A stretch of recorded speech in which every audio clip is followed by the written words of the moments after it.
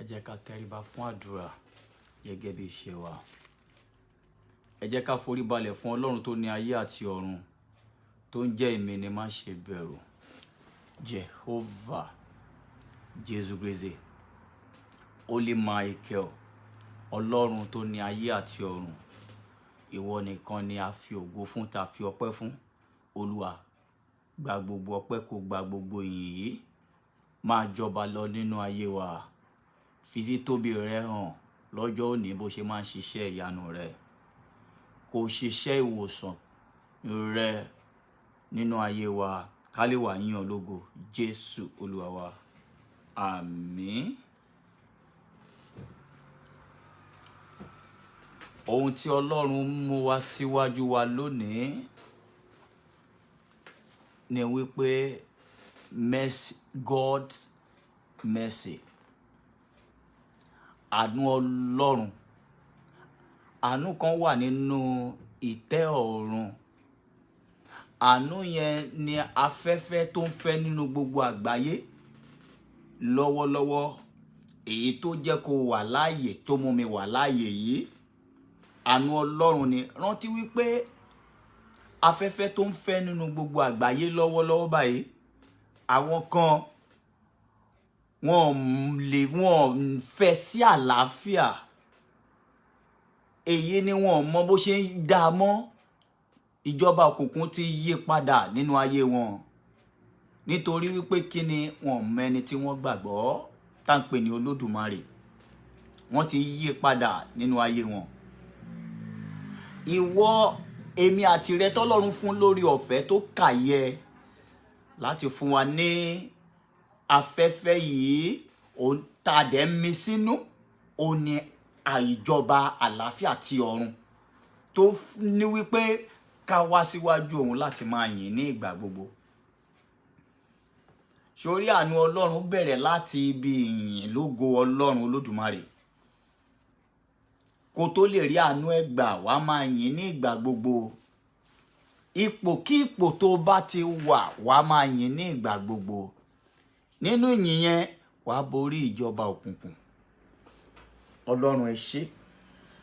Nítorí wípé àwa tó kàyẹ, aráàánú gbà níwájú rẹ̀. Ọlọ́run ẹ ṣé. Thank you, Jesus. Ẹ ṣé Ọlọ́run níbi tẹ́ ti bẹ̀rẹ̀. Ẹ ṣé níbi tẹ́ bá dé, ẹ ṣé níbi tẹ́ mú lọ.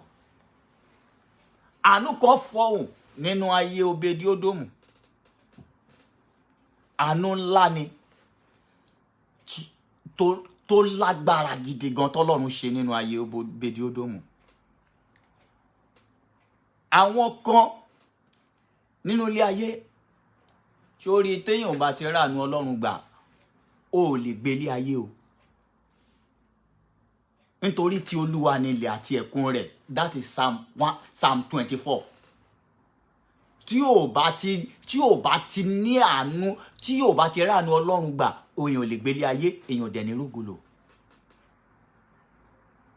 Àánú Ọlọ́run máa ń kọ́yàn ní ìṣe, ìwà àti ẹ̀mí sùúrù àti ẹ̀mí ìrẹ̀lẹ̀ láti débi gíga. Ọlọ́run Olódùmarè. Sórí ibi tí ò bá kí ń ṣe ayé èèyàn, ò ní jókòó síbẹ̀. Nítorí pé ẹrú lẹni ẹ máa ṣe kú. Ibi tí Ọlọ́run ò bá fún ẹ lórí ọ̀fẹ́ láti sọ̀rọ̀, ò ní sọ̀rọ̀ mẹ́ torí tó bá sọ̀rọ̀ wàá sì sọ nǹkan tí ò bá yẹ kó sọ wàá sọ wàá dẹ̀ gbé ogun májẹ̀mú ayérayé tó bá ní ọmọ ni ẹ mú ọmọ náà wọ́n á tún gbé ogun májẹ̀mú yẹn wọ́n á gbé wọ́n á máa rìn lọ nínú ẹ̀. àánú Ọlọ́run ó ń sọ̀yàn dó lóríire, àánú Ọlọ́run ó dẹ̀ tún pa ọ̀tá. máa ṣí fún ẹ nínú Bíbélì nísìn, àánú Ọlọ́run ó ń pa ìjọba òkùnkùn. àánú Ọlọ́run tọ́lọ́run bá fún ẹ tó bá gbé májẹ̀mú àánú tó gbé sínú ẹ ó máa pa ọ̀tá ẹ. tọ́lọ́run bá gbé májẹ̀mú àánú tó gbé sínú ẹ ó máa pa ọ̀tá ẹ, ò ní rí mọ́. lónìí sọ fọ́lọ́run tó ní ayé àti ọ̀run, Olúwa fi àánú rẹ gbé mi dìde, àánú ìjọba ọ̀run fi gbé mi dìde, fi àánú rẹ gbé mi dìde, má jẹ́ kí ìjọba òkùnkùn ó borí mi. ọmọ rẹ ni mí, fi àánú rẹ gbé mi dìde, fi májẹ̀mú àánú rẹ gbé mi dìde ní orúkọ Jésù. Olúwa fi májẹ̀mú àánú rẹ gbé mi dìde, fi májẹ̀mú àánú rẹ gbé mi dìde. májẹ̀mú àánú pẹpẹ ọ̀run ni mò ń sọ, fi gbé mi dìde. gbàdúrà yìí gidi, fi májẹ̀mú àánú rẹ gbé mi dìde, fi májẹ̀mú àánú rẹ gbé mi dìde, fi májẹ̀mú àánú rẹ gbé mi dìde, fi májẹ̀mú àánú rẹ gbé mi dìde, fi májẹ̀mú àánú rẹ gbé mi dìde. kíjọba òkùnkùn kó pa lọ́lọ́kọ́ lè mọ̀ pé mi ọmọ Ọlọ́run ni mo wà níwájú rẹ. fi májẹ̀mú àánú rẹ gbé mi dìde. Jésù Olúwa ẹ ṣé. Obed-Edom nípa ìrìn àjò ẹ̀, 2 Samuel 6 from verse 6 ó ní nígbà tí wọ́n sì dé ibi ìpakà,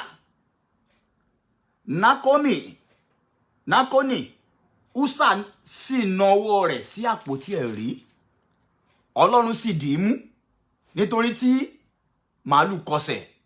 ìbínú Olúwa sì rú sí Úsà, Ọlọ́run sì pa á níbẹ̀ nítorí ìṣìṣe rẹ̀. níbẹ̀ ni ó sì kú ní ẹ̀bá àpótí ẹ̀rí. ó béèrè lọ́wọ́ onímájẹ̀mú ayọ̀ Ọlọ́run pé kí ló dé tí Úsà ṣe kú. wà ń gbọ́ ohùn yẹn wípé thank you Jesus. sórí àwọn nǹkan kankan wà tó jẹ́ wípé kò ń ṣẹ̀tọ́ ẹ láti bọ́ sí àyè yẹn. àwọn ibì kan wà o ò gbọ́dọ̀ sọ̀rọ̀ tíyàn bá ti ṣẹ̀, bóyá o ṣẹ̀ Ọlọ́run Olódùmarè, ọ̀rọ̀ kankan ò gbọ́dọ̀ jáde lẹ́nu ẹ ju kó máa bẹ̀bẹ̀ kó dẹ̀ máa bẹ Ọlọ́run lọ láti jẹ́ kí ayé ẹ kó ràánú gbà.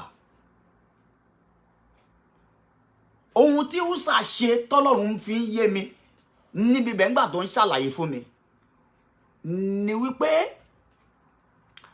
Dáfídì wà níbẹ̀, ẹ̀ṣẹ̀ Ọlọ́run ni àwọn ìjọba òkùnkùn fi wá gba àpótí ẹ̀rí lọ́wọ́ yín. sórí ológo ni ẹ lórí ilẹ̀ alààyè. ká tó bí ẹ tó bá lọ ka Bíbélì dáadáa, àwọn sọ pé God in that Genesis ó sọ pé we should have dominion upon all what he created, for not non-living things, for living things, which is you and me. We should have dominion upon all what God created. That means that àwa yìí gbogbo ntọ́lọ́run dá ọba la jẹ́ lórí ẹ̀.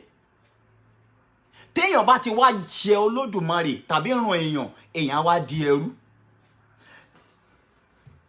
nígbà tí Ọlọ́run bá dẹ̀ ti ń bínú tí ayé èèyàn di ẹrú yẹn, o gbọ́dọ̀ ṣọ́ra láti ṣe, láti mọ̀ wáhù. o gbọ́dọ̀ rẹ ara ẹ sílẹ̀. kò ń ṣe kí àgbàlagbà máa sọ̀rọ̀ kí wọn náà máa sọ̀rọ̀. níbikíbi tó bá wà o gbọ́dọ̀ ṣọ́ra ṣe. nǹkan tí ò bá ti kàn ẹ́ má bá wọn dá sí. sórí ọ̀pọ̀lọpọ̀ wa ìgbà míì kò ń ṣe ogun kankan ló ń jà wá. àwọn ìrìn àjò tó jẹ́ wípé bóyá wà ní ọ̀dọ̀ rẹ ni a wà ní mítìn kan ni nǹkan míì wà tán bá ń jà tán pariwo bí tán pariwo ń bì, má bá wọn dá sí. ó ti mọ̀ wípé ìfẹ́ ti sọnù ń bẹ̀ yẹn ni ra máa lọ lé ẹ̀. tó bá sọ̀rọ̀ níbi bẹ̀ ọ̀rọ̀ yẹn lè di ogun májẹ̀mú ọdún pípẹ́ láti 20 years. ògo tó yẹ kó ti máa bẹ̀rẹ̀ kó ra máa jẹ nǹkan ẹ̀ fúnra rẹ̀ ó lè di ogun ọjọ́ pípẹ́ kéèyàn máa gbé ogun yẹn kiri. Úsà yìí kí ló ṣe? ó lọ gbé àfún lórí ọ̀fẹ́ láti láti fọwọ́ kàn rárá nítorí pé inú ń bí Ọlọ́run lórí Ọlọ́run kàn fún wọn lórí ọ̀fẹ́ ẹ lọ gbà padà. Kò kàn ẹ́ láti gbé. Dáfídì nìkan la fún láṣẹ láti gbé àpótí ẹ̀rí yẹn. Ìkan kí nǹkan bá fẹ́ ṣe Dáfídì la fún láṣẹ. Òun dẹ̀ lọ sí díẹ̀ inú bí Ọlọ́run ó sì kù síbẹ̀. Ṣùgbọ́n kí ló ṣẹlẹ̀ ni wípé thank you Jesus Olódùmarè. Inú Dáfídì sì bàjẹ́ tí Olúwa ké Úsà kúrò. Ó sì pe orúkọ ibẹ̀ náà ní Pérésì. Úsà títí ó fi di òní yìí. Wọ́n ní níbẹ̀ Dáfídì sì bẹ̀rù Olúwa ní ìjọ náà. Ó sì wí pé àpótí ẹ̀rí Olúwa yóò ti ṣe tọ̀ mí wá.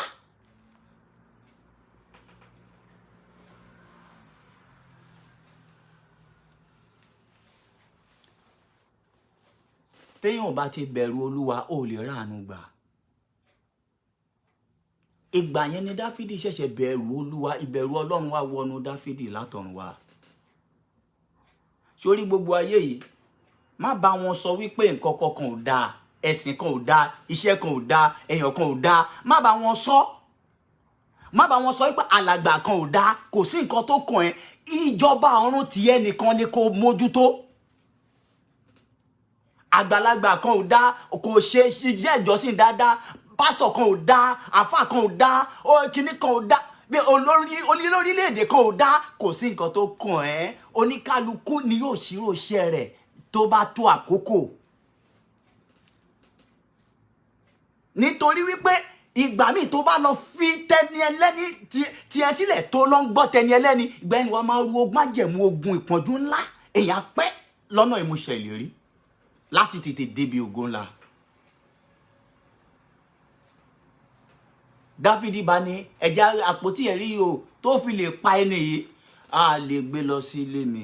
Ẹja máa gbé lọ níṣó ní ilé Obedi-Ódómù.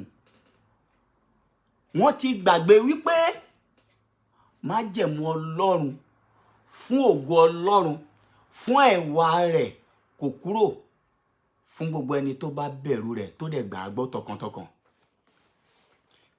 Thank you Jesus. Àpótí ẹ̀rí Olúwa. Wọ́n ní Dáfídì kò sì fẹ́ àpótí ẹ̀rí Olúwa sọ́dọ̀ rẹ̀ sí ìlú Dáfídì.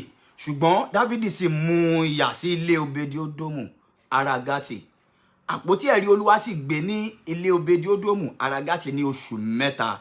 Olúwa sì bùkún fún Obedi-Ódómù àti gbogbo ilé rẹ̀. Ọlọ́run Olódùmarè. Àánú Ọlọ́run. Àánú Olódùmarè tó máa ń sọ̀yàn dorílẹ̀-èdè ńlá.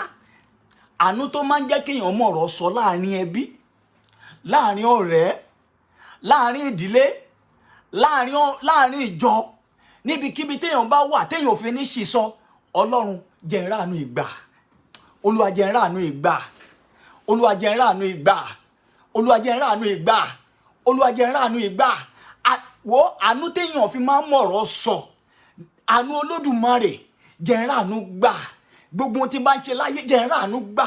Máa sọ bẹ́ẹ̀ fọ́lọ́run. Olúwa jẹ́ n ráàánú gbà. Lórúkọ Jésù Olúwa yóò jẹ́ n ráàánú gbà. Thank you Jesus. Ẹ ṣé Ọlọ́run. Thank you Olódùmarè. Ọlọ́run ò ṣe. Ọba bíi Shadrach, Meshach àti Abednego. Ó ní ó yẹ forí balẹ̀ fún ère yìí. Shadrach àti Abednego wọ́n ní ọba, àwa kì yóò forí balẹ̀ fún òrìṣà rẹ nítorí wípé Olúwa sọ wípé òun nìkan ní ká máa sìn. Wọ́n ò bá ọba jà. Ọlọ́run fi àánú yí wọn ká nítorí ìmájẹ̀mú tán ti gbé májẹ̀mú ìjọba ọ̀run. Ẹ tó bá gbé májẹ̀mú ìjọba ọ̀run mì, wàá mọ ìdáhùn ìbéèrè sí ìjọba òkùnkùn tí ò kì í jẹ́ káyé èèyàn wọnú ogun. Ẹlòmíì ogun tó ń gbé kiri ogun ìdílé kọ́, ogun ẹnu àìmọ̀wáwù láàrin ọkọ láàrin aya. Ẹlòmíì aya mi ò mọ̀wáwù, òun ló fa ogun sílé ayé ẹ̀. Ẹlòmíì ọkọ mi ò mọ̀wáwù, òun ló fa ogun ńlá sínú ayé ẹ̀, ló pẹ́ nínú májẹ̀mú ogun ńlá. ó wá yá ó dẹ̀ sọ gbogbo ìran ó sọ wọ́n sínú ẹrú àwọn ọmọ ẹ̀ wọ́n bẹ̀rẹ̀ sí jìyà nǹkan tí wọ́n mọwọ́ tí wọ́n mẹsẹ̀ nítorí wípé kí ni àìmọ̀wáwù láàrin ènìyàn láàrin gbogbo orílẹ̀-èdè àgbáyé. Ọlọ́run Olódùmarè, thank you Jesus. ó gbọ́ sórí about this mercy yẹn póríṣiríṣi. àwọn ọmọ Ísírẹ́lì wọ́n náà sunkún ọmọ yẹn ìgbà tó fi sunkún ni wọ́n sunkún for 430 years kí ọ̀run tó mọ̀ yìí pé àwọn èèyàn ń sunkún kí ẹkún yẹn tó dé ìjọba ọ̀run. ìgbà yẹn ni Bíbélì sọ wípé ó sọ pé àánú àwọn ọmọ Ísírẹ́lì ṣe mí nítorí wípé kí ni ẹkún wọn dé ọ̀dọ̀ mi. ó dé ìjọba Ọlọ́run Olódùmarè. ìrandíran títí ẹ náà tó ti wà yẹn ọmọ yẹn ọdún tí wọ́n ti ń sunkún bọ̀. nígbà tí wọn náà dẹ̀ tún wá débi tó dé yìí instead jẹ́ kó ní sùúrù. wọ́n tó bá ti ní sùúrù ẹrú tí ò ní sùúrù inú ẹrú ni ó kù sí o. inú ìjọba ẹrú ló máa kú sí. nítorí ọ̀rọ̀ ẹnu ẹ̀ yẹn tó ń gbó gbàù yẹn inú ẹrú ló máa kú. àwọn kan wà tí nílùú Áfíríkà káàkiri àgbáyé ń bẹ yẹn they are king they are president nítorí pé kí ni ọ̀rọ̀ ẹnu wọn ò da àwọn náà lọ sọ wọ́n di àwọn ọmọ ráìsà tó ń pariwo títì bàbá o tó bá gbọ́ English yẹn lòmíì nínú wọn ṣe president mi ò lè sọ ṣùgbọ́n bàbá bóyá máa ṣe kú nìyẹn nítorí wípé kí ni ohun tá a gbé sí lára nìyẹn kò dára ẹ̀ mọ̀ láti gbé rẹ̀ síwájú Olódùmarè wípé mo nílò àánú tó máa ń kọ́yàn bí wọ́n ti ń sọ̀rọ̀ láàrin àwọn ènìyàn. Sori kéèyàn tó di ipò ń ṣe bàbá o ó ti lọ sọ̀rọ̀ sí àwọn àgbàlagbà tó ju àgbàlagbà lọ nígbà tí ò tí ì gbàgbára. Jósẹ́fù nígbà tí aya Pọ́tífà tó ní kó wá bá òun láṣepọ̀ Jósẹ́fù ò bu kò sọ̀rọ̀ gbólóhùn kan sí kò sọ̀rọ̀ ìbànújẹ́ kankan sí. ohun tó sọ ni mọ́mì lóòótọ́ ọ̀gá mi fi gbogbo ilé fún mi ṣùgbọ́n kò ní débí yìí. gbogbo ohun tó gbọ́dọ̀ máa tẹnu ẹ jáde nìyẹn. ọ̀rọ̀ ìyànjú ọ̀rọ̀ sùúrù òun ló máa ń jẹ́ kéèyàn débi ògo. tí ọ̀gá ẹ bá ń bínú tàbó ní agbára ìjọba òkùnkùn kan má gbógun tì má bàjà padà. fi sùúrù gbà kọ́lọ́run gbèjà ẹ̀. mercy will speak for you. I decree and declare by the power blood of Jesus, God's mercy will speak for you in all your endeavor. Anything that you might be doing on this earth, God's mercy will speak for you. God's mercy will speak for your destiny. God's mercy will speak for your glory. Your glory will shine to the whole world. God's mercy will speak for you. Magbo. Ó ní àpótí ẹ̀rí Olúwa sì gbé ní ilé Obedi-Edomu ará Gátì ní oṣù 3. Olúwa sì bùkún fún. Obedi-Edomu yìí kó kú láyé rò sí. Dáfídì gan ti wo ẹni tí ó nìkan lẹ́ni tó ń gbẹ̀yìn odi tí ìpọ́njú ti payé ẹ̀jẹ̀ ṣùgbọ́n irú ẹ̀ ló yẹ kó kú. Irú ẹ̀ náà rò sí wọn náà. Obedi-Edomu yìí gbogbo nǹkan tó bá ń dá ṣe ń lù wọ́n sọ̀rọ̀ èèyàn láì dá wọ́n ẹrú tó tún lọ ń sọ̀rọ̀ ológo ẹni tí ó ti ga ó ń sọ̀rọ̀ ẹ̀ láì dá sọ pé inú ẹrú yẹn ló máa kú sí. O gbọ́dọ̀ sọ̀rọ̀ èèyàn láì dá o gbọ́dọ̀ bá tènìyàn jẹ́ o gbọ́dọ̀ jẹ ènìyàn lẹ́sẹ̀ gbogbo ohun tó bá ti ń ṣe láyé pátápátá ẹ̀mí ẹ gbọ́dọ̀ máa kọ̀nẹ́tì mọ́ ìjọba ọ̀run tí ẹ̀mí ẹ bá ti ń kọ̀nẹ́tì mọ́ ìjọba ọ̀run àánú máa sọ̀rọ̀ fún ẹ. sórí Obedi-Edomu yìí ohun tó ń ṣe ni wípé Olúwa jẹ́ n ráàánú gbà jọ jẹ́ n sọ àdúrà ẹ̀ fún ẹ ògo tí ò tọ́ sí mi Olúwa gbélé mi lọ́wọ́. àwọn wo ló máa àdúrà yìí gbà lẹ́nìí ògo tí ò tọ́ sí mi Olúwa gbélé mi lọ́wọ́. tọ́lọ́run ò bá pa Húsà Obedi-Edomu Dáfídì ò ní rántí ilé Obedi-Edomu wípé ẹ̀já gbé àpótí ẹ̀rí lọ síbẹ̀. Ọlọ́run Olódùmarè o àní oore tí ò tọ́ sí mi oore ńlá tí ò tọ́ sí mi Olúwa gbé lé mi lọ́wọ́. Oore ńlá tí gbogbo ayé ó pariwo hàn. Níbo lọmọ kékeré ti ríru ògo yìí? Níbo ló ti ríru agbára yìí? Níbo ló ti rí ìmúṣẹ ìlérí yìí? Olúwa, oore ńlá yìí Olúwa gbé lé mi lọ́wọ́. Àánú Olúwa kó gbé lé mi lọ́wọ́. Ṣí pẹpẹ ọ̀run kó gbá àánú rẹ̀ lé mi lọ́wọ́. Àánú Olúwa gbé oore ńlá yìí lé mi lọ́wọ́.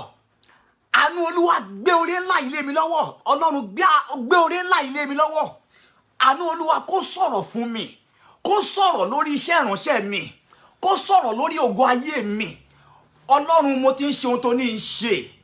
Mi ní mo fẹ́ dá ṣọ́ọ̀ṣì lẹ́mí ìbáyàn dá májẹ̀mú a fẹ́ ṣe nǹkan báyìí, ṣùgbọ́n wọn nǹkan tó bá ní í ṣe kí ni mo dẹ̀ fẹ́ ṣe, mo fẹ́ sá sí. Nígbà tó bá ní o nílò ọkàn tó ẹ̀mí tó wà lára mi láti múnú gbogbo èèyàn dùn, níbo mo fẹ́ sá sí. Ó ní mo ṣe wá síta. Gbogbo àwọn tó ń ṣiṣẹ́ ìránṣẹ́ yìí tó ń wá yìí, àánú kó fọ òun ayé wọn. Ọlọ́run o, àánú tí ò tọ́ sí wọn jẹ́ ó ṣẹlẹ̀ lórí ìgbé ayé wọn. Àánú tí ò tọ́ sí wọn, àánú tí ò tọ́ sí Obed-Edomu lágbélé lọ́wọ́ o. Àpótí ẹ̀rí ó pàwùsà. Mo sọ fún ẹ, àánú Olódùmarè ó máa ń pa ọ̀tá. Tí wọ́n bá dúró dáadáa tó fi ẹ̀mí, ó fi àyà tán ìṣòro da ìṣòro, gbogbo ìdánwò látọ̀dọ̀ Ọlọ́run tó bá ti ń là kọjá, tó fi ẹ̀mí sùúrù gbà á, tó tẹríba fún Ọlọ́run, wà wá rí, wà wá ga, wà gbàgbára, wà gba májẹ̀mú Ọlọ́run, wà gba ìmọ́lẹ̀ Ọlọ́run, agbègbè àwa di ní ńlá, ìjọba òkùnkùn wa tẹríba. Dáfídì tí wà lọ ń bẹ Obed-Edomu jọ, oṣù mẹ́ta tí kìíní lò ó tó lé ẹ jọ, jẹ́ kí ìbùkún padà sórílẹ̀-èdè yìí, torí tó o bá gbélẹ̀ ìjọba yìí mi lè lò pẹ̀lú àlàáfíà. Odidi ọba kó lọ máa bẹ ẹni tó ti roku, tí ọba gan roku sí wípé ikú tọ́ sí. Ta ló rokúrò ẹ? Ta ló rokúrò mi? Ta ló rokúrò ràn mi? Ta ló rokúrò aya mi, ọmọ mi? Ta ló fẹ́ bayé mi jẹ́ àti ràwọ̀ mi jẹ́? Àánú Olúwa sọ mí dorílẹ̀-èdè ńlá, sọ mí dẹni gíga, sọ mí dẹni ńlá. Àánú Olúwa sọ mí dẹni ńlá. Àánú Olúwa sọ mí dẹni ńlá. Àánú Olúwa kó sọ mí dẹni ńlá. Àánú Olúwa kó sọ mí dorílẹ̀-èdè ńlá. Má sọ bẹ́ẹ̀. Àánú Olúwa sọ mí dorílẹ̀-èdè ńlá. Olúwa fi àánú rẹ̀ sọ mí dorílẹ̀-èdè ńlá. Olúwa fi àánú rẹ̀ sọ mí dorílẹ̀-èdè ńlá. Fi àánú rẹ̀ sọ mí dorílẹ̀-èdè ńlá. Olúwa fi àánú rẹ̀ sọ mí dorílẹ̀-èdè ńlá, kí gbogbo ayé kó máa rí ìmọ́lẹ̀ rẹ̀ lára mi. Jẹ́ kí gbogbo ayé máa rí ìmọ́lẹ̀ rẹ̀ lára mi. Jẹ́ kí gbogbo ayé máa rí ìmọ́lẹ̀ rẹ̀ lára mi. Jésù Olúwa. Sórí Ọlọ́run dá ọ̀run ayé ní Genesis. Ó dá ọ̀run ayé, ó ní jẹ́ kí ìmọ́lẹ̀ kí ó wà. Bíbélì sọ wípé, wọ́n sọ pé ìmọ́lẹ̀ náà sì dára. Nítorí àwọn wo ló ṣe dá ìmọ́lẹ̀ yẹn? Nítorí ènìyàn tó dá. Nítorí ìwọ, nítorí èmi ló ṣe dá ìmọ́lẹ̀ yẹn. Ká lè ṣògo nínú ayé.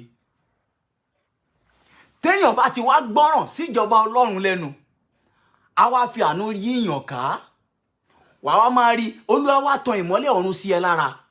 Ìgbà tó ní Obed-Edomu kú, ọ̀run wá tan ìmọ́lẹ̀ àánú yí ká.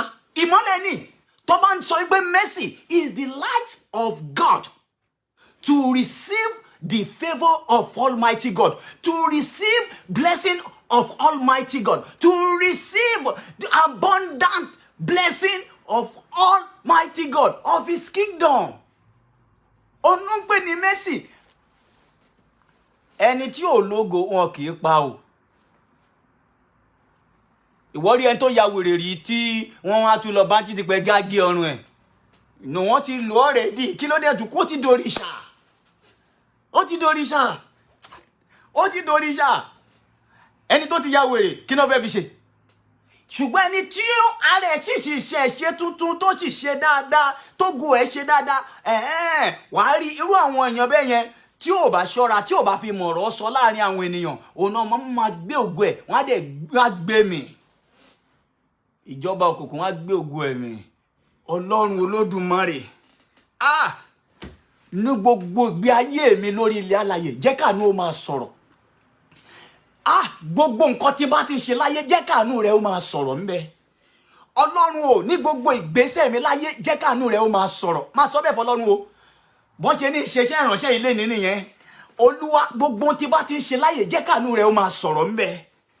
Gbogbo ọ̀nà mi jẹ́ káàánú rẹ̀ ó máa sọ̀rọ̀ ńbẹ̀. Gbogbo ògo mi lórí aya, lórí ọmọ, lórí iṣẹ́ mi ìránṣẹ́ mi jẹ́ káàánú rẹ̀ ó máa sọ̀rọ̀ ńbẹ̀. Ọlọ́run o, jẹ́ káàánú rẹ̀ ó máa sọ̀rọ̀ ńbẹ̀. Jẹ́ káàánú rẹ̀ ó máa sọ̀rọ̀ ńbẹ̀. Jẹ́ káàánú rẹ̀ ó máa sọ̀rọ̀. Ó Jésù ẹ ṣé, Jésù lọ wá. Hallelujah. Hallelujah Ọlọ́run Olódùmarè. Wọ́n ní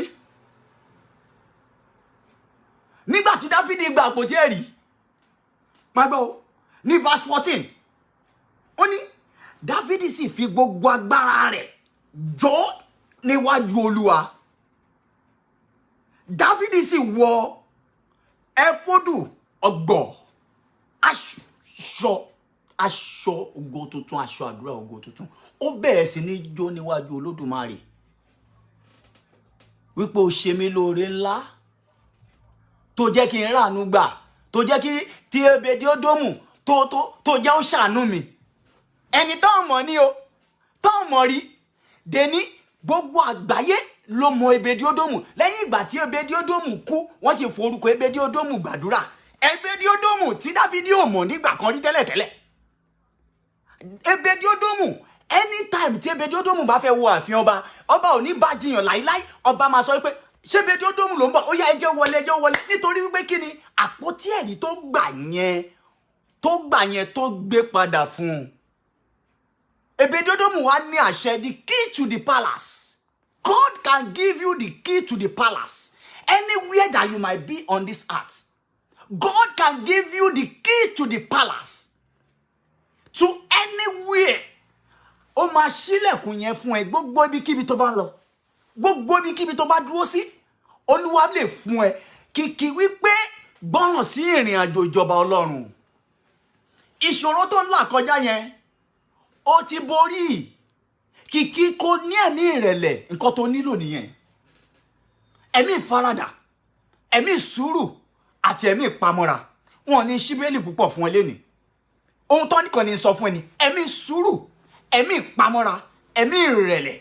Nǹkan tó nílò nìyẹn. Tó bá ti ní ìyẹn lásán, kó wá máa gbàdúrà ní ìgbà gbogbo. Jẹ́ kí àánú rẹ ó fọhùn. Ògo tí ó tọ́ sí mi, Olúwa gbélé mi lọ́wọ́. Sórí oore ńlá tó ṣe fún Abraham, tó ṣe fún Ebedi-Ódómù yìí, Olúwa ṣe fún mi. Ògo tí ó tọ́ sí mi, Olúwa gbélé mi lọ́wọ́. Ìgbéga ńlá tí ó tọ́ sí mi, Olúwa gbélé mi lọ́wọ́. Sọ bẹ́ẹ̀. Orí àga ayọ̀ tí ó tọ́ sí mi, ìgbéga ńlá, Olúwa gbélé mi lọ́wọ́. Mo ti rí ènìyàn kan mo mọ̀ dáadáa. Ìgbà tó máa ń ṣe ó lọ ń ka newspaper ni.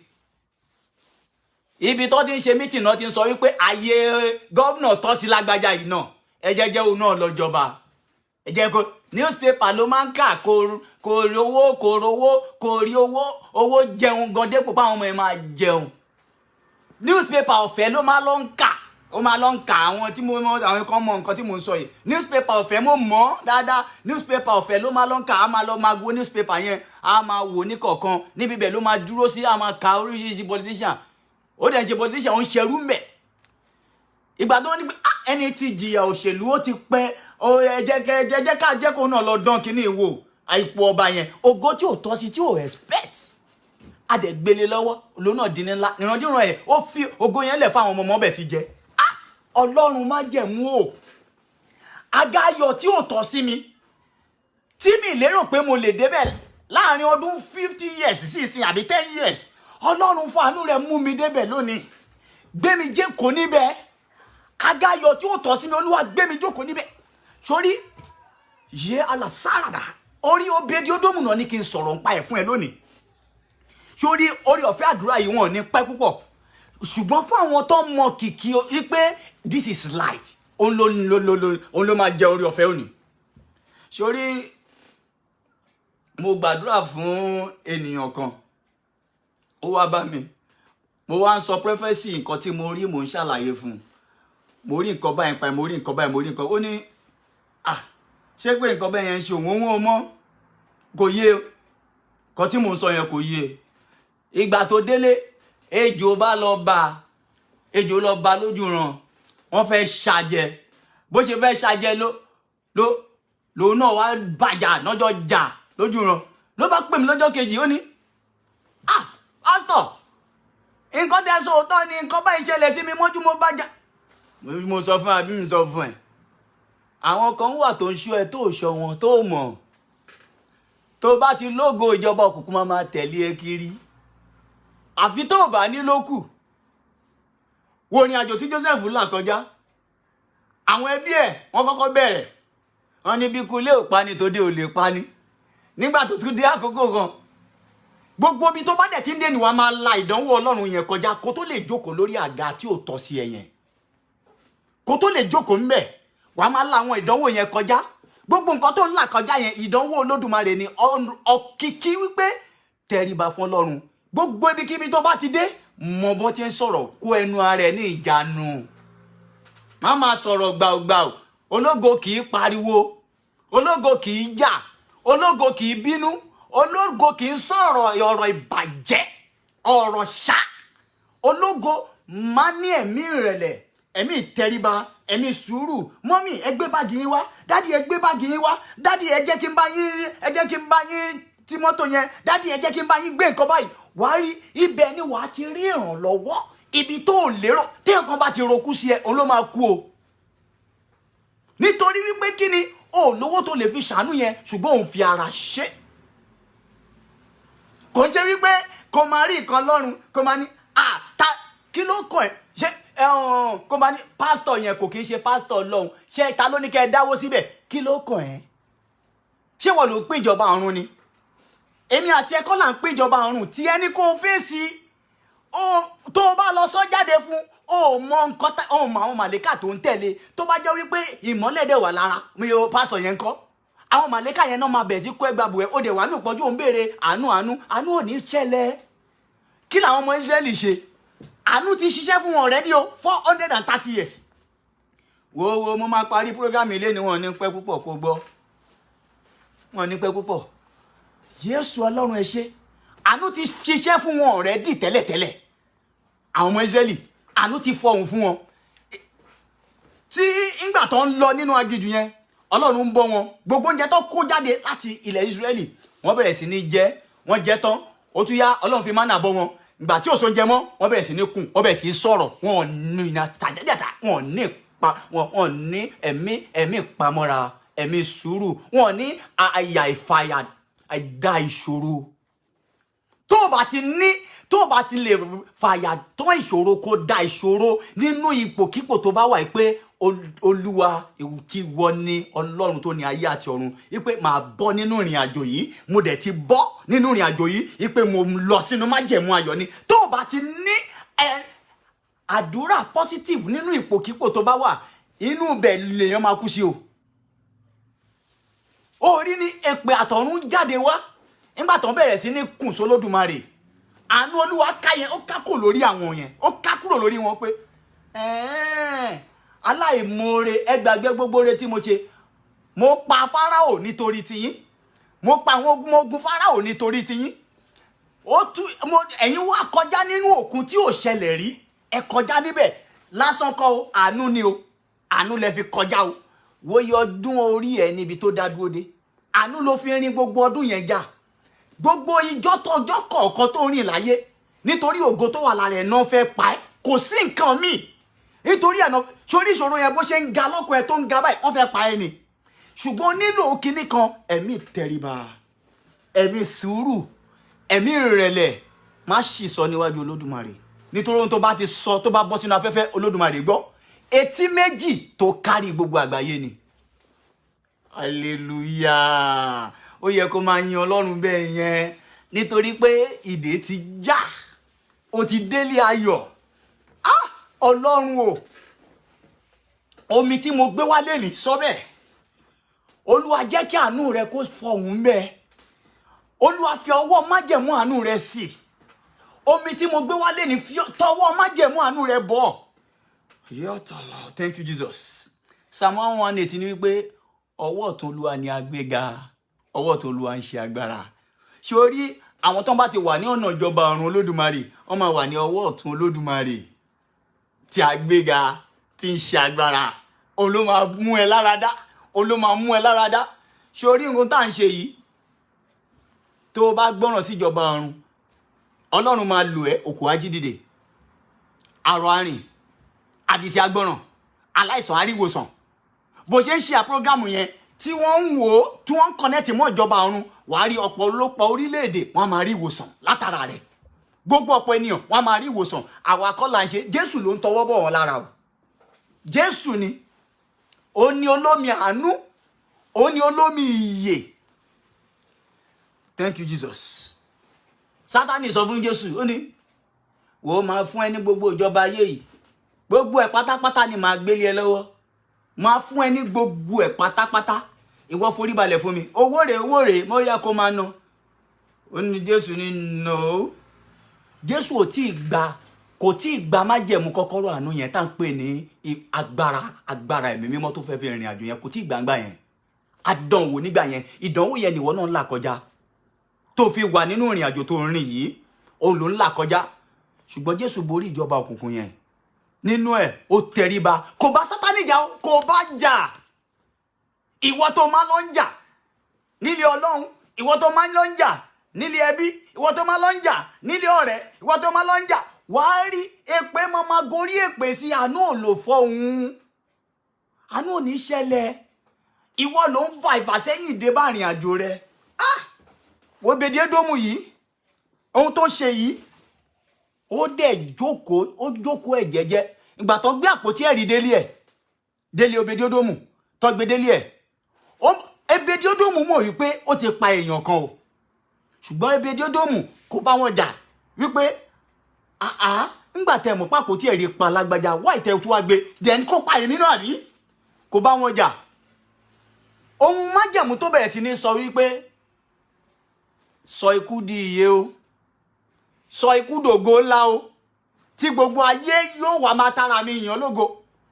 Sórí nínú àdúrà rẹ lọ́wọ́lọ́wọ́ báyìí, Olúwa, gbogbo ikú táyé rò sí mi, tí wọ́n rò sí mi láti ọjọ́ pípẹ́, lórí ọmọ, lórí aya, lórí iṣẹ́ ìránṣẹ́, lórí ìgbé ayé mi, Olúwa sọ di ògo ńlá. Jẹ́ kí àánú rẹ kó fọhùn, Olúwa sọ di ògo ńlá. Jẹ́ kí májẹ̀mú ògo kó fọhùn, Olúwa sọ di ògo ńlá. Gbogbo májẹ̀mú ikú táyé fi ń lé mi kiri, èyí tí wọ́n fi ń bá mi jà tọ̀sán tòru, Olúwa jẹ́ kí ó di àánú ńlá, kí ayé mi kó gba ìlọsíwájú ńlá, kó sọ mí dorílẹ̀-èdè ńlá. Olúwa o, àpótí ẹ̀rí ikú táyé gbé kalẹ̀ sínú ayé mi wípé tí àwọn ọba ayé sọ wípé ibi ikú tọ́ sí mi láti pa mí, Olúwa sọ di ìyè, kó sọ́dògo. Olúwa sọ di ìyè, sọ́dògo, sọ́dàánú ńlá, káànú Olúwa bẹ̀ sí fọhùn ayé mi. Olúwa májẹ̀mú àánú rẹ jẹ́ ó fọhùn. Olúwa ṣàánú mi, Olúwa ṣàánú mi, Olúwa jẹ́ ránú gbà. Jésù lọ wá. Thank you Jesus. Psalm 136. Psalm 136. Máa gbọ́ o, ó sì mú Israẹli kọjá. Psalm 136 verse 14. Jẹ́ fún ẹ láti verse 13. Ó ní fún ẹni tí ó pín òkun pupa ní ìyà, nítorí tí àánú rẹ̀ dúró láéláé. Ó sì mú Israẹli kọjá lọ láàrin rẹ̀, nítorí tí àánú rẹ̀ dúró láéláé. Mo ti sọ fún ẹ lẹ́ẹ̀kan. Ó mú Israẹli kọjá lọ láàrin òkun, nítorí àánú Olúwa dúró láéláé. Ṣé wọ́n lè wẹ òkun já? Àwọn ọmọ Israẹli wọ́n là òkun já o. Àánú Olúwa ni wọ́n fi là kọjá. Láàrin ìjì ayé, láàrin ẹ̀gún ayé ni màrìwò tí ń ṣọ̀ṣọ́, bẹ́ẹ̀ la ṣe destiny ayé ẹ̀. Ọlọ́run Olódùmarè má gbọ́ o. Verse 15. Ṣùgbọ́n ó bi Fáráò àti ogun rẹ̀ ṣubú nínú òkun pupa, nítorí tí àánú rẹ̀ dúró láéláé. Nítorí táwọn ọmọ Israẹli ló ṣe pa Fáráò. Ó pa àtàwọn ọmọ ogun rẹ̀. Olúwa jẹ́ ń gbé májẹ̀mú àánú rẹ mi. Ọlọ́run o, jẹ́ káàánú rẹ kó yí ògo mi ká. Gbogbo ẹni tó ń ro kúrò mi, kíkú yẹn padà lọ bá wọn. Gbogbo ẹni tó ń ro àìsàn rò mí, gbogbo ẹni tó ní wọn ò ní ṣeré láyé, gbogbo ẹni tó ń fi èpè bá mi jà lójú ràn lójú ayé, gbogbo ìbànújẹ́ tó rò yẹn jẹ́ ó yí dàlé lórí. Gbogbo ẹni tó ń fi èpè ìjọba òkùnkùn bá ọmọ mi jà, bá yà mi jà, bá ògo mi jà, èpè yẹn jẹ́ ó yí dàlé lórí. Èpè rán ọmọ lápá, èpè rán ọmọ lẹ́sẹ̀, èpè pànìyàn, èpè yìí jẹ́ ó yí dàlé lórí. Lórúkọ Jésù, ní orúkọ Jésù, ẹ̀mí mímọ́ o, jẹ́ kí èpè táyé rò yẹn fanú rẹ gbèjà mi kó yí dàlé wọn lórí. Ẹ̀mí mímọ́ jẹ́ ó yí dàlé wọn lórí, jẹ́ ó yí dàlé wọn lórí. Alágbára jẹ́ ó yí dàlé wọn lórí. Olúwa gbèjà mi, Olúwa gbèjà mi. Jésù Olúwa wa. Mo sọ fún ẹ, mo ní àánú máa ń pa ọ̀tá. Tọ́lọ́run bá ti ṣàánú ẹ, ó máa pa ọ̀tá ẹ. Ó máa pa ọ̀tá ẹ. Táànù Ọlọ́run, táànù tọ́lọ́run bá ti rántí ẹ látọ̀run wá. O nídìí láti máa sọ pé Olúwa o, bá ń jẹ no nígbò nílò ẹ. Ọlọ́run ní idà kan lọ́wọ́. Sórí gbogbo ẹ̀mí tó wà nínú ayé pátápátá, ọ̀dọ̀ Ọlọ́run ló wà. Ó wá jẹ́ ẹyọ kan. Ẹ̀mí tó wà lára ẹ, tó wà lára mi, tó wà lára àbí ta ló dá ẹ. Ẹ̀mí yẹn ó káàkiri gbogbo àgbáyé, ó wá jẹ́ ẹyọ kan. Ṣùgbọ́n ẹni tí ò bá ti gbọ́ràn sí ìjọba Ọlọ́run, Ọlọ́run á wá yọ kúrò nínú ẹ̀mí tó wà lọ́wọ́ ẹ̀ yẹn. Ẹ̀mí yẹn òun la fi ń pè ní ọwọ́ ọ̀tún Olúwa tí ń ṣe agbára, tí a gbéga. Ibẹ̀ ló kó gbogbo ẹ̀ sí. Wàá rí wípé lọ́wọ́ ọwọ́ ẹ, ìlà tá kọ sí ẹ lọ́wọ́, ta ló kọ? Olódùmarè ló kọ síbẹ̀. Orúkọ ẹ wà ńbẹ̀, orúkọ yẹn dẹ̀ wà lọ́wọ́ Olódùmarè ńbẹ̀, ẹ̀mí yẹn wà ńbẹ̀. Lọ́dọ̀ Olódùmarè ó wà ńbẹ̀. Thank you Jesus. Tí èèyàn bá ti wá ń wẹ̀mí ẹ láti pa ẹ̀rùn, wàá rí wọ́n wẹ̀mí Obedi-Edomu, wọ́n fẹ́ parun. Ṣùgbọ́n àánú dìde, ó sọ di iye fún. Thank you Jesus. 136, Psalm 136. Verse 16, ó ní fún ẹni tí ó sin àwọn ènìyàn rẹ̀ lá aginjù já nítorí tí àánú rẹ̀ dúró láéláé. Àwọn kan lá aginjù já tó jẹ́ ọmọ Ísírẹ́lì. Àwọn bàbá wọn wọ́n délẹ̀ ìlérí nítorí pé kíni? Torí wọn mọ̀rọ̀ sọ. Wọn mọ̀rọ̀ sọ. Wọn mọ̀yàn kan náà sọ̀rọ̀ sí. Níwájú Ọlọ́run wọ́n bẹ̀ sí sọ kátàkátà. Mósè, ó wá pa wá ń bì, wáyé tó jẹ́ lọ máa gbé, tó jẹ́ ká máa gbé ilẹ̀ Egypt wa níbi tó ti ń bọ òrìṣà. Ìjọba òrìṣà. Tí Ọlọ́run sọ pé èmi mo dẹ̀ fẹ́ mú yín lọ síbi tẹ́ tí máa sìn mí pẹ̀lú àlàáfíà. Tí mo fẹ́ gbalẹ̀ ńlá fún yín. Ẹ wá tún sọrú gbólóhùn yìí jáde. Nítorí tẹ́ ẹ ṣe báyìí, nǹkan báyìí tọ́ sí yín. Ẹni délẹ̀. Wọ́n dẹ̀ débẹ̀, àwọn ní àwọn ọmọ wọn ni ó débẹ̀. Yàtà, thank you Jesus. Máa gbọ́ verse 17. Fún ẹni tí ó kọlu àwọn ọba ńlá nítorí tí àánú rẹ̀ dúró láéláé. Thank you Jesus. Ta ló dàbí Gòláyátì nínú ayé mi tó ń halẹ̀ mọ́ mi?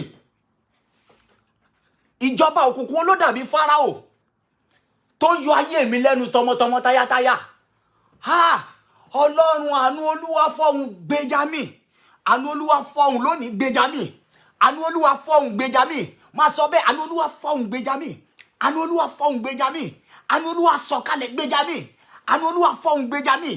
Ìjọba wo ló dàbí Gòláyátì tó ń halẹ̀ mọ́ mi, tó yọ ayé mi lẹ́nu? Àánú Olúwa fọ́hùn gbèjà mi. Àánú Olúwa fọ́hùn gbèjà mi. Àánú Olúwa fọ́hùn gbèjà mi. Àánú Olúwa fọ́hùn gbèjà mi. Ẹ ṣé Ọlọ́run Jésù lọ wá.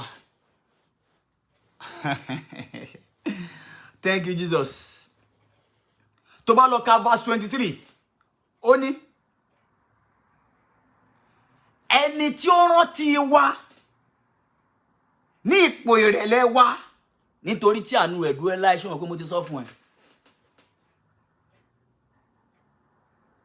Ẹ̀mí ìrẹ̀lẹ̀ ló máa jẹ́ kí Ọlọ́run fi àánú rẹ̀ gbé ẹ sókè. ẹ̀mí ìrẹ̀lẹ̀. Má yájú sí àgbàlagbà bó ti nǹkan ọmọ yẹn kéré tó, má yájú sí. Má sọ̀rọ̀ ní má sọ̀rọ̀ ṣá láàrin gbogbo ènìyàn. Kí ló máa ṣe? Á ṣe nǹkan o. Ó máa ṣe nǹkan o. Kí ló máa ṣe? Kí ló fẹ́ ṣẹlẹ̀? Irú èèyàn wo kí ni? Ní ẹ̀mí ẹni tó bá ti ń wà ní Ọlọ́run Olódùmarè, ó gbọ́dọ̀ ní ẹ̀mí ìtẹríba, ẹ̀mí ìrẹ̀lẹ̀ lọ́lọ́run fi máa ń rántí ènìyàn.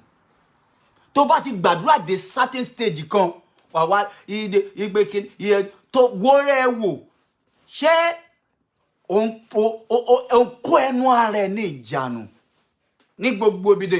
Sórí tó bá ti ó ní Psalm 136 verse 23 yẹn ni pé ẹni tó rántí wa ní ìwà ìrẹ̀lẹ̀ wa, ìwà ìrẹ̀lẹ̀, ìwà ìtẹríba fún gbogbo ènìyàn. Thank you Olódùmarè. Matthew 7:7 to Matthew 7. Ó ní judge ye not. Má dájọ́ ẹnikẹ́ni nínú ayé yìí. Má dájọ́ àti ẹni tí pásítọ̀ ẹ dá àti tí ò dá kò kàn ẹ́. Má dájọ́ ẹnikẹ́ni tó ń kó lè jẹ́. Má dájọ́ ẹnikẹ́ni. Jẹ́ kí Ọlọ́run ní lọ́ba onídàájọ́ tó máa ṣèdájọ́ gbogbo ayé. Ìrìn àjò ìjọba ọ̀run ti ẹni kò kọjú mọ́, wà wá rí pé wà á máa fẹ̀, wà á máa ga, àwọn ọmọ á máa ga, á máa di ní ńlá nípò ìrẹ̀lẹ̀ wa. Wo omi ọwọ́ ẹ̀yẹn dà, ó yá tó sọ̀rọ̀ má jẹ̀mú sí. Ìrìn àjò ẹni wọ́n ní kí n close yẹ bẹ́ẹ̀ yẹn, wọ́n ní kí n close yẹ. Sórí àwọn tó farahàn mí nínú iṣẹ́ ìránṣẹ́ tá à ń ṣe yìí, wọ́n ju ọjọ́ orí mi lọ, wọ́n farahàn mí dáadáa. Wọ́n dẹ̀ sọ gbogbo nǹkan tí màá ṣe, mi tí ní dárúkọ wọn, tí ní dárúkọ. Bó bá ṣe gbàgbọ́ sí ni wàá ṣe gba ògo yẹn. Bí wọ́n ṣe ní máa sọ fún ẹ tí mò ń fún ẹ mẹ́sẹ̀jì yìí, wo ayomi wọn ní ká máa pariwo, ìjọ táwa wà yìí wọn ní ká máa pariwo nǹkan báyìí ló ṣe, nǹkan báyìí ló ṣe ń gbà gbogbo. Àwọn tó gbàgbọ́ nínú Ọlọ́run wọ́n ti rí ìyanu, wọ́n dẹ̀ ń rí títóbi ẹ̀, ọ̀run ti ṣí fún wọn. Èèyàn kan pè mí ní wíìkì yìí, ó ní nǹkan tó ń jẹ́rìí sí agbára Ọlọ́run tọ́lọ́run ti ṣe. Àwọn kan náà tún sọ ó ní nǹkan tó Ọlọ́run ṣe nínú ayé wọn. Àwọn akọ́là ń ṣe, èmi kọ́ ni mo ṣe, Jésù ló ṣe. Ọ̀rọ̀ tán ní sọ yìí ni mo sọ, adẹ̀jọ́ gbàdúrà papọ̀, ọ̀run dẹ̀ ṣe iṣẹ́ ìyanu. Wo ìyanu náà tiẹ̀ náà ti dé tó bá ti gba ìjọba Olódùmarè, tó gba Jésù Kristi gbọ́, tó dẹ̀ ń polongo Jésù. Má dákẹ́ láti polówó Jésù o. Polówó Jésù kó lè rí ìyè. Share program yìí fún gbogbo àgbáyé. Again, má polówó Jésù. Bó ti ń polówó Jésù, àánú bẹ̀rẹ̀ iṣẹ́ nínú ayé ẹ̀. Àánú tí ò ṣẹlẹ̀ rí, ó bẹ̀rẹ̀ iṣẹ́. Lórí ọmọ, ó bẹ̀rẹ̀ iṣẹ́. Lórí aya, ó bẹ̀rẹ̀ iṣẹ́. Ọmọ tí ò lọ́kọ, ó bẹ̀rẹ̀ sí lọ́kọ. Ọmọ tí ò láya, ó ti bẹ̀rẹ̀ sí láya. Ọmọ tí ò tún wá ìgbéga ti bẹ̀rẹ̀ iṣẹ́. Àánú ni. Ọlọ́run má jẹ̀mú o. Omi tí mo gbé wá lónìí yìí, Ọlọ́run tó rán gbogbo àwọn àgbààgbà tí wọ́n ṣe dáadáa níwájú ẹ̀, tórúkọ wọn wà nínú ìjọba ọ̀run. Bí bàbá Abraham, bí bàbá Mose, bí bàbá wa Elijah, bí bàbá wa Samuel, bí bàbá wa Joshua, àtàwọn bẹ́ẹ̀ bẹ́ẹ̀ lọ, àtàwọn tá a mọ̀, bí bàbá wa Mose Orímọládé, bí bàbá wa Ayọ̀délé Babalọ́lá, bí bàbá wa Ọ̀ṣọ́fà, bí àwọn àgbààgbà rere tórúkọ wọn wà nínú ìjọba ọ̀run. Lónìí yìí, àánú Olúwa o, gbé wa sórí àga ìjókòó ńlá tí ràn wá ò jókòó sí. Gbé wa sórí àga ìjókòó ayọ̀ ńlá tí ràn wá kan ò jókòó sí. Àánú Olúwa yìí kó fọhùn. Gbogbo ẹni tó ń ṣe àprógrámù yìí tó ń wá lónìí, àánú Olúwa máa fọhùn. Àánú Olúwa kó bẹ̀rẹ̀ iṣẹ́. Olúwa ṣàánú wa. Olúwa ṣàánú wa. Olúwa ṣàánú wa. Olúwa ṣàánú wa. Olúwa ṣàánú wa. Olúwa ṣàánú wa. Ẹ̀mí Mímọ́ ṣàánú wa. Alágbára ṣàánú wa. Jẹ́ káàánú kó fọhùn. Jẹ́ kí gbogbo ayé kó tara wa yàn lógo. Àánú Olúwa bẹ̀rẹ̀ iṣẹ́. Àánú Olúwa bẹ̀rẹ̀ iṣẹ́. Àánú Olúwa bẹ̀rẹ̀ iṣẹ́. Àánú Olúwa bẹ̀rẹ̀ iṣẹ́. Gbogbo àwọn tó ń wá tẹ́lẹ̀ tí wọ́n tún lè wá mọ́, èyí ní nítorí ìdí kan àbí èkejì tí ìgbàgbọ́ wọn kéré díẹ̀. Olúwa bá wa ràn gbàgbọ́ wọn lọ́wọ́. Jẹ́ káàánú Olúwa ṣẹlẹ̀ nínú ayé wọn. Bá mi ṣàánú fún wọn. Olúwa ṣàánú fún wọn. Gbogbo ẹni tẹ́bí ń pa, Olúwa ṣàánú fún wọn. Gbogbo ẹni tí ò lọ́kọ, Olúwa ṣàánú fún wọn kó máa fún wọn lọ́kọ gidi. Gbogbo ẹni tí ò láya, Olúwa máa fún wọn láya gidi. Gbogbo ẹni tí ilé ẹ̀ ti dàrú, ọ̀run máa fàánú rẹ̀ túlé wọn ṣe. Gbogbo ẹni tó yà gan ọmọ for many years tó bá ti mú omi òní Olúwa máa fàánú rẹ̀ wò wọ́n sàn máa gbé ọmọ sí wọn nínú ejò tó jókòó sínú wọn tí ò jẹ́ kán lọ́mọ láyé yẹn lórúkọ Jésù ejò yẹn kó jáde lágbára ẹ̀jẹ̀ Jésù kó gbé ọmọ síbẹ̀ kò sí nǹkan tọ́lọ́run ò lè ṣe ìyanu lórúkọ rẹ̀ Ọlọ́run Olódùmarè kọ́kọ́rọ́ ikú ìtayé gbélé Ebediodomu lọ́wọ́ wọ́n sọ fún Ebediodomu ó yá ṣí àpótí ẹ̀rí yẹn kó sì kú. Dáfídì ló sọ bẹ́ẹ̀ o ṣí àpótí ẹ̀rí yẹn ti pa Hausa ó ti pa àránṣẹ́ mi kan ìwọ náà ṣí àpótí yẹn kó kú ọjọ́ tó bá ti tọ́lọ́run ò bá ti pààyàn mọ́ á wà gbé àpótí yẹn padà á wà gbé. ṣùgbọ́n Ebediodomu Olúwa ṣebí wọ́n ló dá mi ní àwòrán ara rẹ̀ mi ò lè bá ọba yìí jà wo nǹkan tó rò sí mi ò ní bá jà ìwọ ni mo tẹríba fún ọba tó dá ìwọ ló dá kàn ṣàánú mi má jẹ́ kápótí yóò pa mí jẹ́ ó sọ mí dológo ńlá tọ́ba tí èmi náà ní kọ́kọ́rọ́ access sí inú pálásì ẹ̀ tájọ́ máa jẹun bẹ̀ Ebediodomu òun àti Dáfídì wọ́n wá jọ dọ̀rẹ́ wọ́n jọ ń jẹun Ebediodomu tó mọ̀ rí tẹ́lẹ̀ wọ́n rírun ẹ̀ rí wọ́n mọ̀ rí Dáfídì dẹni tó mọ Ebediodomu tipátipá wọ́n wá jọ jókòó sínú ààfin wọ́n jọ ń jẹun Ọlọ́run o gbogbo ikú táyé rorò mí ọba ayé ni ọba òde ni kíngì ayé pírẹsidẹ́ǹtì ni gọ́vnọ̀ ni lórí ìrìn àjò ayé mi tọmọtọmọ Olúwa jájọ máa jẹ àánú Olúwa kó fọhùn kó di ògo fún mi máa sọ bẹ́ẹ̀ sáyé ẹ̀ jẹ́ kàánú Olúwa kó jẹ́ kó di ògo fún mi kémi àtàwọn ọba ìkájọ máa jókòó papọ̀ kí ní access sínú ààfin wọn Olúwa àánú Ọlọ́run gbé mi lọ síbi gíga tí ràn mí ò dé rí àánú Olúwa gbé mi lọ síbi gíga ńlá àánú Olúwa fọhùn àánú Olúwa gbé mi lọ síbi gíga àánú Olúwa gbé mi lọ síbi gíga àánú Olúwa kó gbé mi lọ síbi gíga àánú Olúwa kó gbé mi lọ síbi gíga àánú Olúwa kó gbé mi lọ síbi gíga àánú Olúwa kó gbé mi lọ síbi gíga àánú Olúwa kó gbé mi lọ síbi gíga àánú Olúwa kó gbé mi lọ síbi gíga àánú Olúwa kó gbé mi lọ síbi gíga àánú Olúwa kó gbé mi lọ síbi gíga àánú Olúwa kó gbé mi lọ sórílẹ̀-èdè ńlá tí ràn mí kan ò dé rí àánú Olúwa kó gbé mi lọ sórí àga ayọ̀ tí ràn mí kan ò jókòó sí rí àánú Olúwa kó gbé mi lọ sórí àga ayọ̀ tí ràn mí kan ò jókòó sí rí àánú Olúwa kó fara hàn àánú Olúwa kó ṣílẹ̀kùn ògo kó ṣílẹ̀kùn ìyanu ẹ ṣé Ọlọ́run torí ayé ọpẹ́ pọ̀ gbogbo àwọn ìránṣẹ́ rẹ̀ wọ́n bẹ̀rẹ̀ sí ráàánú gbà ẹ ṣé fún mírèkù tẹ́ ń ṣe lójoojúmọ́ fánú tá ń rí gbà ẹ ṣé Jésù Olúwa wa sórí láàkótán ara ohun tí mo tún fẹ́ sọ fún ẹ sórí tánù Ọlọ́run bá fọhùn sórí gbogbo ẹni tó gbọ́ èdè ẹ wọ́n á dẹ̀ wá síwájú ẹ wọ́n á tún máa ta ẹ lọ́rẹ wọ́n gbọ́ èdè ẹ wọ́n gbọ́ nǹkan tó ń sọ o wọ́n gbọ́ nǹkan tó ń sọ o wọ́n á dẹ̀ máa ta ẹ lọ́rẹ ńlá á máa ta ẹ lọ́rẹ èèyàn kan kò gbọ́ èdè tí mo ń sọ nínú iṣẹ́ ìránṣẹ́ yìí kò gbọ́ nǹkan kan tí mo sọ ó kàn rí mi lónìí hey you are this no oh my I've been wondering for many years I've been looking at you that this man you are different I've been seeing something like this in your life I've been seeing it the way you talk ó ní bó ṣe máa ń sọ̀rọ̀ mo máa ń rí àmì yẹn lára rí pé iye kíní ẹni yóò ń ṣe ordinary person fún ẹ lóní wo I want to give you this mo ní mo máa mọ bó ṣe wà ìwọ kọ́ ni wo no ó ní nígbà tó yá mo bẹ̀rẹ̀ sí sá fún ẹ ló wá bá mi bí tí mo tún wà tí mo sá pamọ́ lọ sá pamọ́ sí ló ní wo mo ní spirit ó lóun ní spirit kan tí ẹ̀mí Ọlọ́run yẹn bá ti wá bá òun pé kóun ṣe nǹkan bẹ́ẹ̀ tóun bá ti ṣe kò ní jẹ́ kóun sùn bó ṣe ń tẹ̀lé mi kiri nìyẹn tó ń tẹ̀lé mi kiri àfìgbà tó ṣe kíní ẹ̀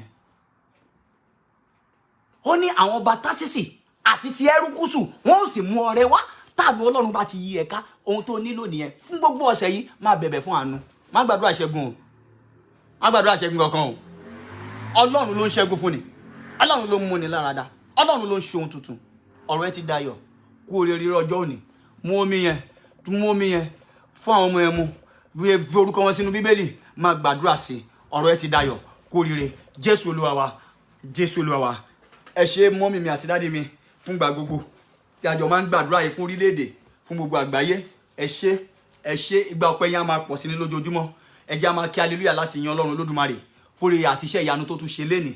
Ẹ jẹ́ ká yìn lógo nítorí pé kíni ó tún ti ṣe ìyanu yẹn, ó ti ṣe bó ṣe máa ń ṣe. Òun náà ló ń ṣe, àwa kan kò sí nǹkan tá a jẹ́ wájú Ọlọ́run. Àwọn kan ti ṣe sẹ́yìn, wọ́n ti lọ, orúkọ wọn ò parẹ́ láyé. Ohun tí wọ́n náà ń ṣe yẹn orúkọ ò ní parẹ́ nítorí pé kíni ọ̀run ti rí ẹ. Kú oríire ọjọ́ òní, àjọ kú oríire, ọ̀rọ̀ yẹn á dayọ̀ mà, ọ̀rọ̀ yẹn á dayọ̀ daddy, ọ̀rọ̀ á dayọ̀ tọmọtọmọ, ẹ kú oríire náà. Jésù Olúwa wa. See you next week, my daddy and my mom. Bye bye. Thank you, my daddy. Thank you, mom. Bye.